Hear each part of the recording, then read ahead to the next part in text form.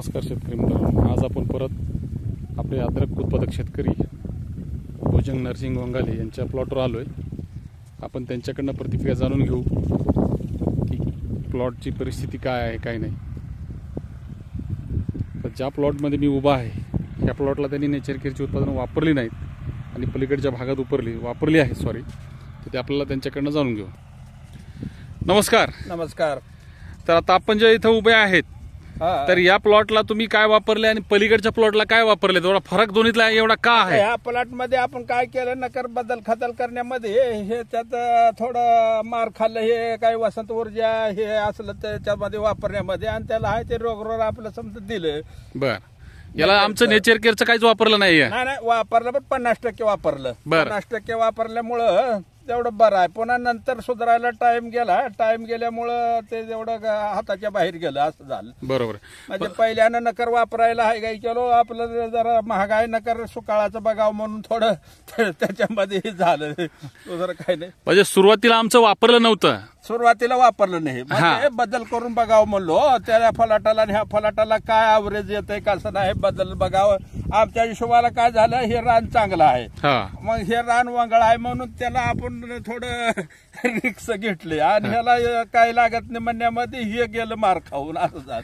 म्हणजे चांगलं रान होतं बॉय, ते नेचर केअरची उत्पन्नाची गरज नाही। आता आपण काय केलं, पहिल्या सुरू त्याला 20-50 घातलं की त्याला बदल झाला पकमण्यान, ह्याला 20-50 दिली नाही, असं केलं, एवढाच फरक झाला, दुसरं काय नाही।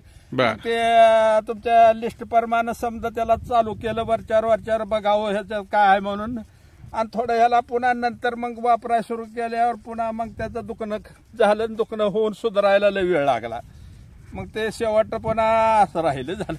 बर, म्हणजे 50% वापरलंय आपलं, पण 50% ते पण पुढच्या टप्प्यात वापरलं ना? हा, पुढच्या टप्प्यात, सुरुवातीचा टप्पा चुकला, सुरुवातीचा टप्पा चुकल्यामुळे हा प्लॉट माग आहे। हा असा फरक झाला, त्याच्यामुळे हे मागे राहिला। मागे राहिला, आणि इकडची उलट जमीन पण चांगली आहे, तिकडच्यापेक्षा भारी आहे। आणि याला कसं कंटिन्यू वापरलं आपलं रेग्युलर आहे तसंच। बरोबर, ठीक आहे, ओके। आपण तिकडे पण जाऊया आता। आपण आता परत इकडच्या प्लॉटमध्ये आलोय, तर या ठिकाणी तुम्ही बघू शकताय की ज्यांनी आता साहेबांनी जसं सांगितलं की बाबा पलीकडं जमीन चांगली होती त्यामुळे मी नेचर केअरची उत्पादन वापरली नाही सुरुवातीच्या टप्प्यात, आणि इकडची जमीन थोडी हलकी आहे इथं वापरली, आणि तिकडे लेट पुढच्या टप्प्यात वापरावं लागली मला, कारण प्लॉट पाठीमाग राहिला होता। त्यांच्याकडनं आपण जाणून घेऊ परत। तर हे प्लॉट आहे का वापरलेला? हा, हे आपलं नॅचरलचं कम्प्लीट वापरलेला प्लॉट आहे। बर, याची हाईट पण चांगली आली, वाढ पण चांगली झाली ना? हा,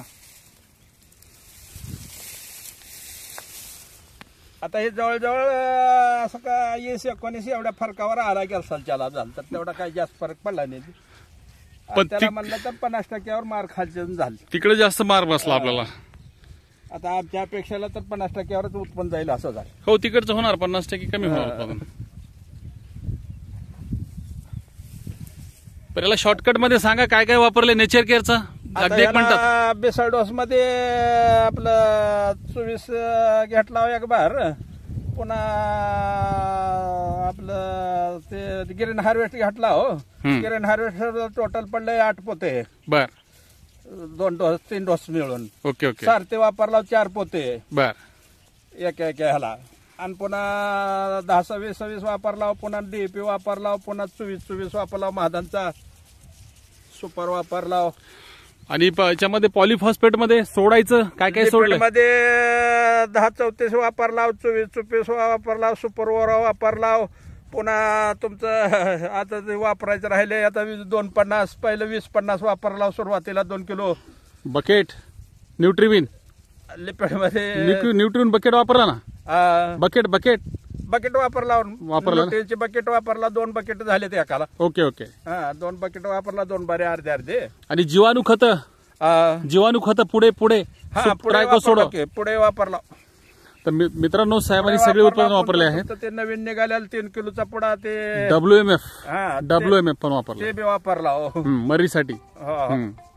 ठीक आहे, धन्यवाद।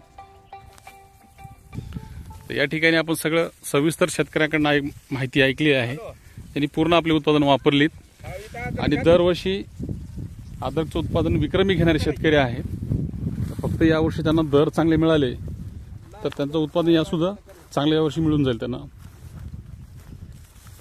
धन्यवाद.